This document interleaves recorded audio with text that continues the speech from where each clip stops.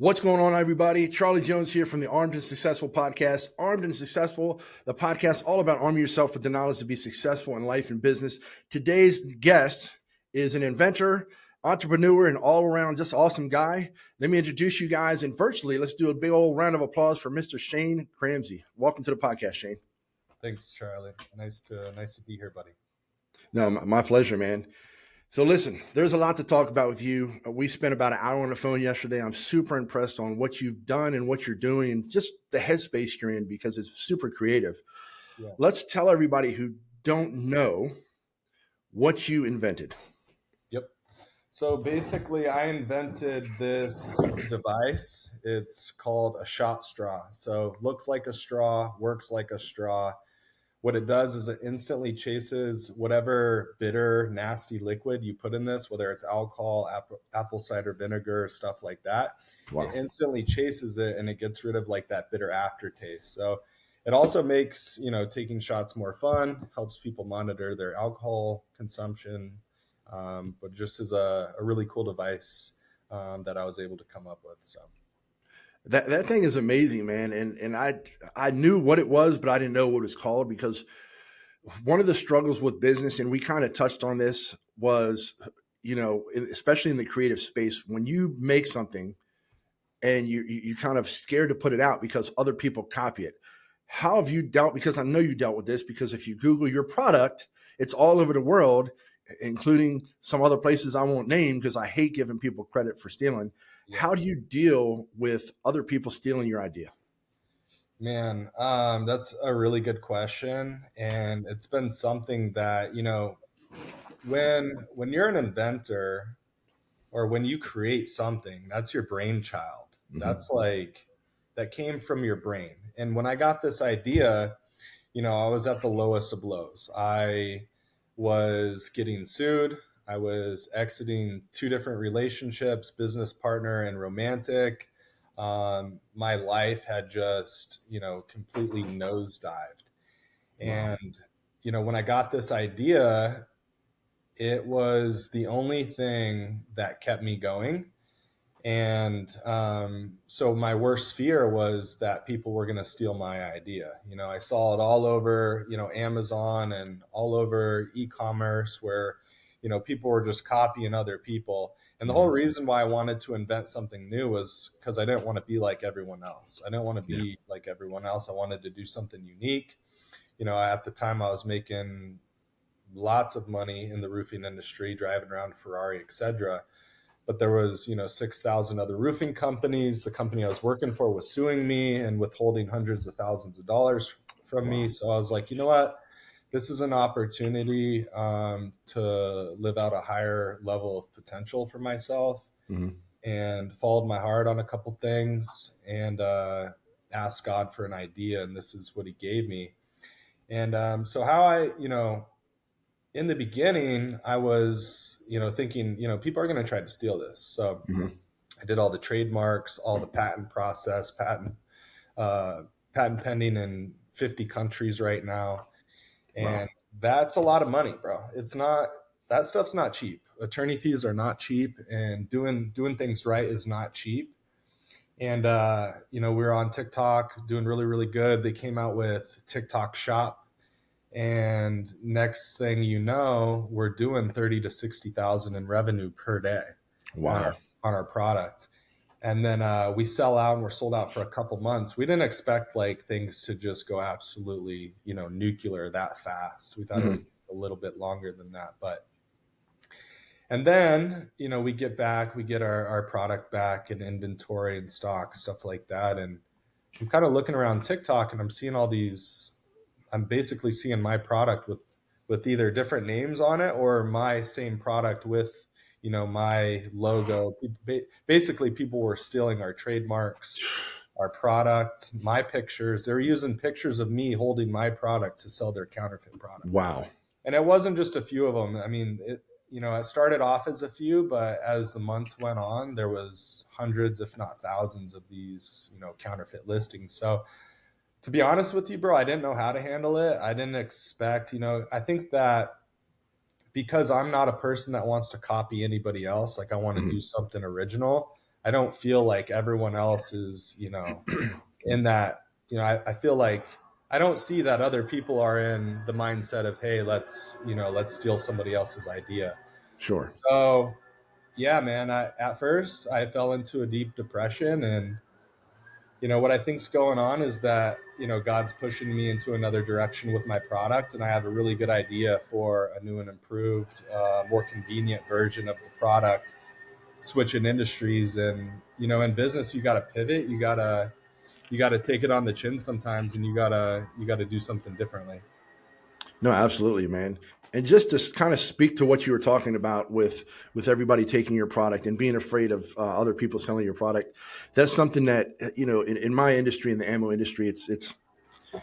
I tell people, my dad told me this a long time ago. There's a couple other people that kind of follow up on what they said, but what he said was this: in sales, there's two things. There's a product and commodity. Unless you're making something like air that nobody else can make, then you're going to get copied. You're going to have issues with that. The difference is, so that's the product. The difference is the commodity. So you, Shane, you're the commodity.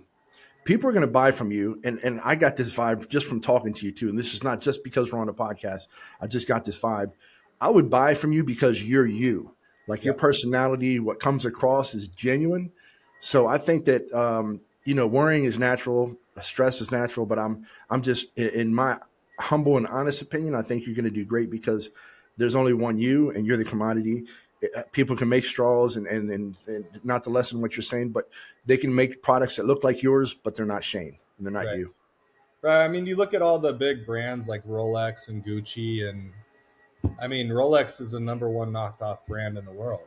Yeah. Like everyone wants to be like Rolex. And it sucks because Rolex probably pays millions and millions and millions of dollars to protect themselves, Yeah. but they're also probably losing millions and millions and millions of dollars from, people creating counterfeits, which I guess comes with the territory.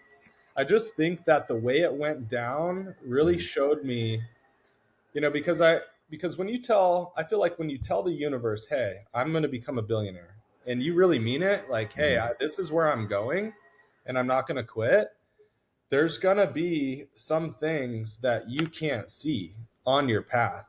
And I feel like the universe has, I mean, it does, it has this aerial view of, hey, he wants this, he's not going to quit. I know the path for him, and with my finite mind, I can't always see, the way to get there. So I think that, I'm living the hero's journey, right? Like there's setbacks, there's Mhm. roadblocks, Yeah. there's things that, I got to pivot. I got to try to open my mind and see that, hey, like this problem is really an opportunity, and it's the universe trying to direct me to where I need to be. And Sure. so, with this whole thing that happened, to be honest with you, I think that the universe is trying to push me into another direction where I can become that $1 billion company. I don't think it's going to happen in e-commerce, bro. It's not. I don't think it'll happen in e-commerce. Sure. And I don't want to talk too much about what I have next because, Sure. Sure. you know, but I think that with this pivot I'm about to make and meeting some of the right people, we'll definitely get to where we should be. Man, I'm super excited. I know me and you talked offline about it, and I won't go into it either. Just not how I am, but I'm super excited for you, man, and I cannot wait for what's coming next. But I wanted to touch a little bit on because you brought up God. I'm a very faith driven person myself. Wasn't always, I went to uh, Same. one type of church, met my wife, and now I'm a devout Christian. I've been going to the same church for a long time, and I struggle. I had another guest on weeks ago, Ryan Stuman, and he struggles with cussing. I struggle with my own independent issues. He struggled with addiction and stuff like that. And me and you, if you don't mind, me and you talked about your own struggles too. How do you think the struggles that you have or deal with? Because I don't have any, well, at least not that I know of, have any addictions. Somebody else might say something different, but that I deal with. How do you think dealing with those and just constantly working with your back against the wall, how do you think that's affected your ability to like positively move on with business and just in life? Oh man, it's hard, bro. To be honest with you, it's this whole thing has just been level 10 difficulty, right? Like as difficult as it can be. I'm the only investor in my company. I'm the only one backing me. Everything falls on me. And it just feels like the entire time of building this dream of mine, which I felt like is God given, has had my back against the wall the entire time. Wow. And I think that for entrepreneurs, anyone who's listening to this and maybe going through some of the same things, I always appreciate when I hear somebody else's story and that they too went through absolute hell. It makes me feel like I'm in the right place and other people have gone through, what I'm going through. But I think that when your back's against the wall, you have no other option. You have two options. You can Mhm. quit or you can fucking fight, bro. Nice. And sometimes you're beaten up so badly that you look at these UFC fighters, we'll take them as an example. Mhm.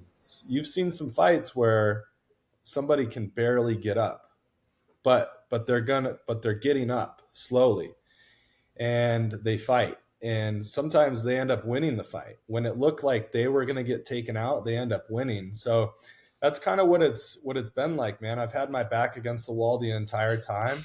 Mhm. I've been kicked in the face over and over and over, but I am not a quitter. Growing up, there were so many things I quit on because I didn't believe in myself. I grew up very confused on what was going on. I had a lot of emotional trauma Mhm. from things that had happened in my life. And, you know, getting older and building this business and going through the trials and tribulations has not only brought me closer to God, but has turned me into an individual that just refuses to quit. And Wow. I think that, if anyone's listening right now and they're struggling and they're going through those trials, like don't give up, right? Like I've heard it from countless successful entrepreneurs. If there's one thing, man, if there's one thing that they could leave, if I could leave you with and that they have left me with is the idea of don't quit, no matter how hard it gets. Don't quit, because that's usually when the success happens.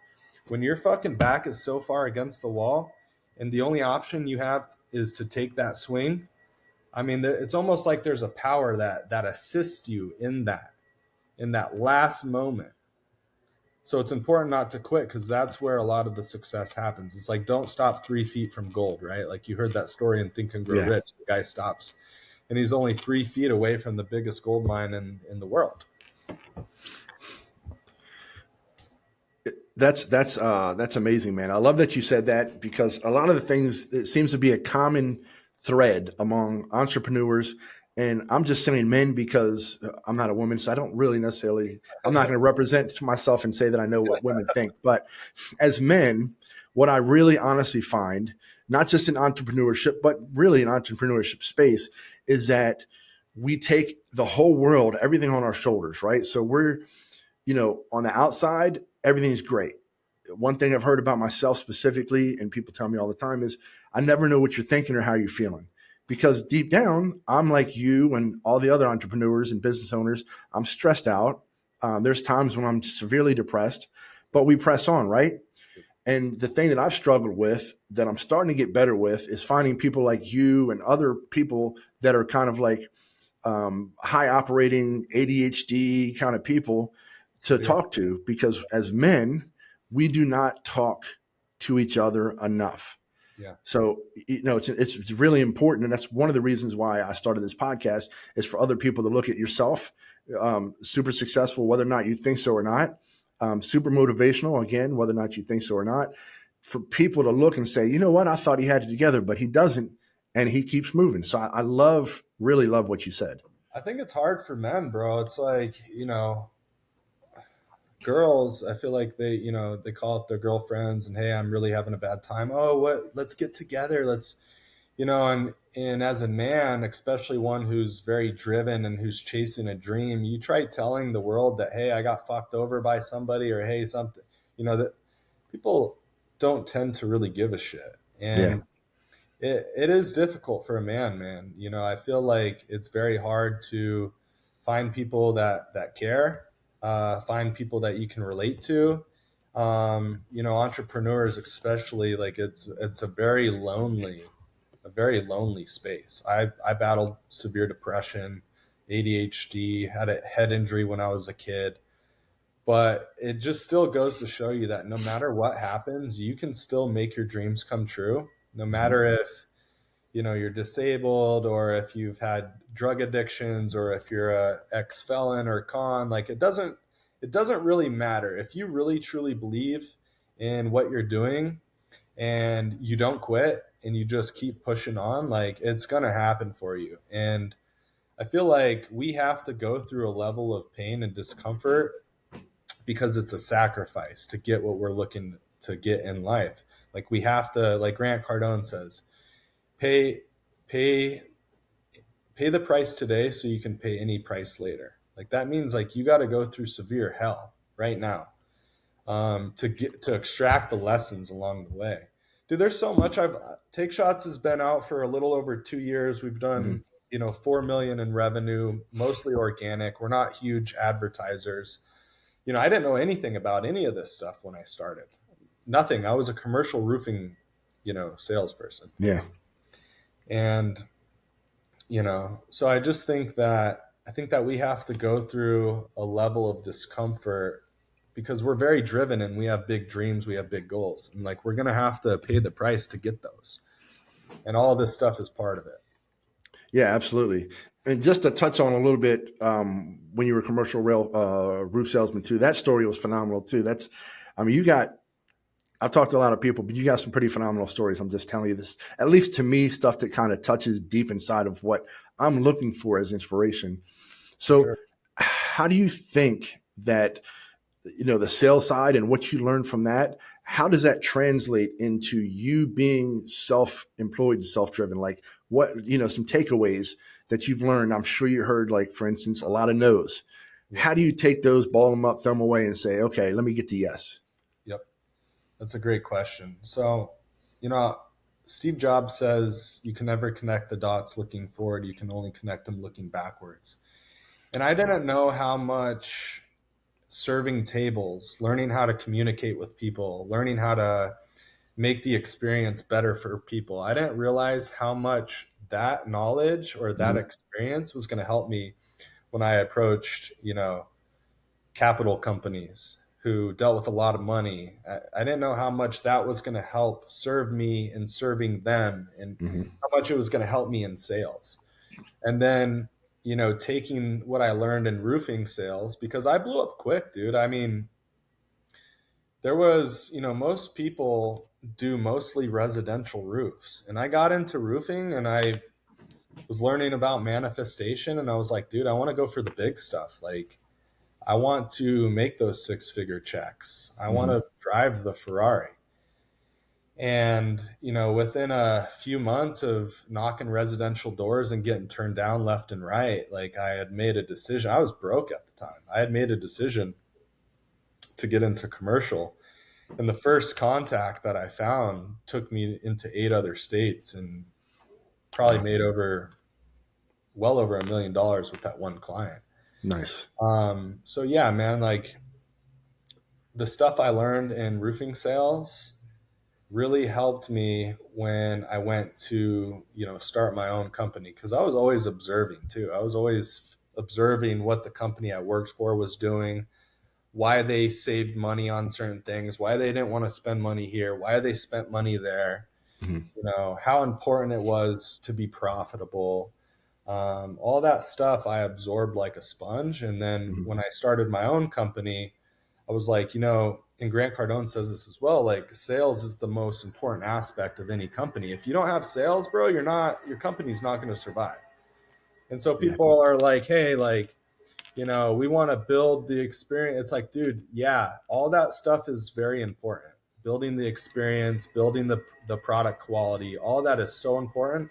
But if you don't have sales and if you can't sell, your business won't survive. So learning sales really helped me when I went and started my own company.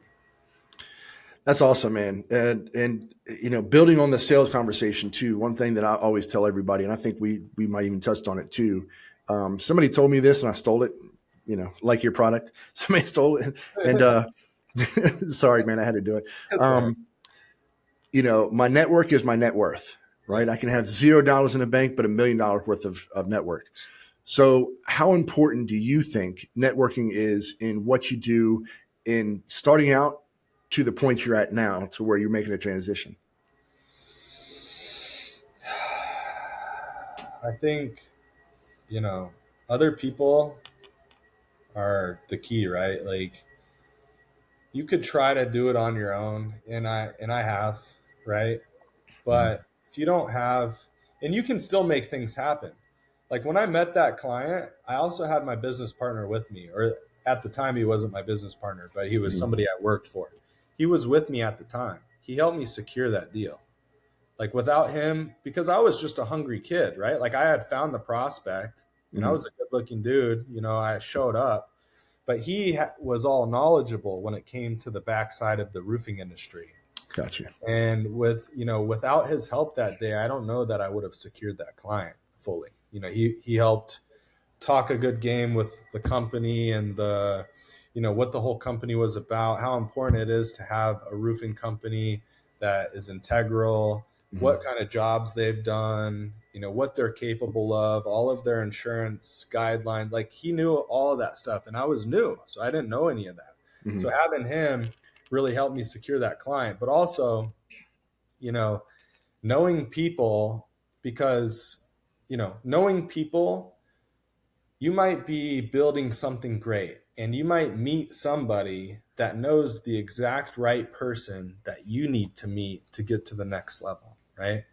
And without being connected to other people, it's really like stagnant energy. It's like really you're literally trying to drive through a brick wall without help. You have other people, they might have, what's a wrecking ball. They might have a wrecking ball with them, and they're like, "Oh, dude, I got this wrecking ball. We'll smash right through that shit, easy." It's like, oh, shit. Like Yeah. I've been trying to push against this wall for years, and it's not budging. Like, and then this guy shows up, he has a wrecking ball. So knowing people just makes the process that much easier. I will say I'm introverted, so I don't go out, bro. I don't go out, and like it's hard for me to go out and be around people because I recharge my energy when I'm alone. But I do still need people in my life, and sometimes I have to force myself to go out and to meet people and to connect. But 9 times out of 10, like those connections add value in some sort of way, even if it's not directly correlated with business. They might say something that helps you in some sort of way, and you can also do the same for them. So it's just very important to be connected. Dude, I love that you said about the introverted and recharging and stuff too, because, having, again, ADHD and all this stuff, if you put me in a room, I'm super hyper focused. I'll talk to everybody all night. But at the end of the night, I feel like I ran a marathon and I need to go home and sleep. Yeah. Because it just takes a lot out of you. As an entrepreneur, when you're talking about business, as soon as I get a keyword, I'm on for the night. And everybody's like, oh, he's got it together. It's great. Not knowing I'm going home and crumbling because my energy has been depleted just from talking to people. So I love that you said that, man. I appreciate that that statement. Yeah. Yeah. ADHD, bro. Like I got 30 different browsers open at the same time. Yeah. I got to go talk to people, and it's like, fuck, bro. Like I have 30 things going on at the same time right now. So I know exactly what you're talking about. And yeah, man, it's part of that deal, and it's part of what we got to go through. Yeah, man. So again, man, thanks for being here. I'm going to close this with the same thing I tell everybody else, with the exception of you, because I know you got some stuff coming up. Not to get into that too much, but for you, man, what's next? What's next in the evolution of Shane?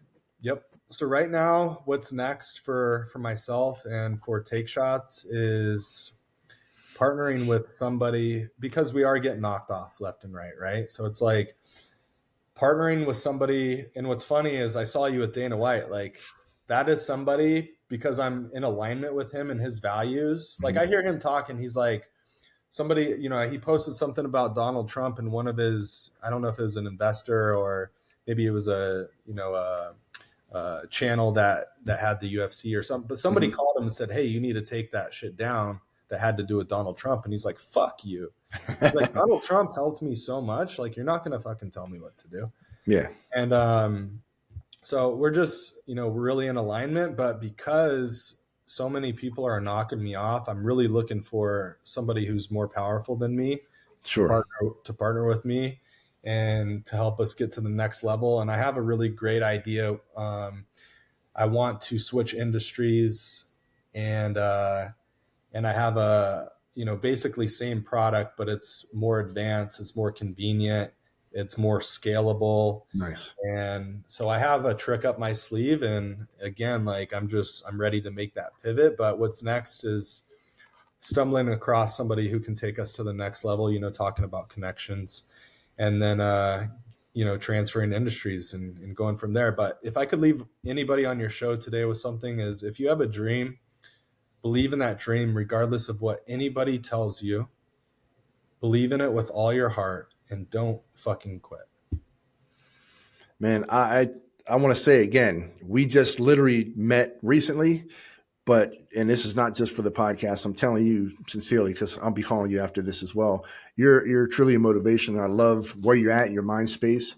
And I think you're going to do great, man. And because we've connected, like I said, my network is my net worth. So if my net worth is what you need, then you've got it. So I appreciate you. Thanks, Charlie. I appreciate you, buddy. It was good. Thanks for having me on your show. My pleasure, man. Thanks again. See you, buddy.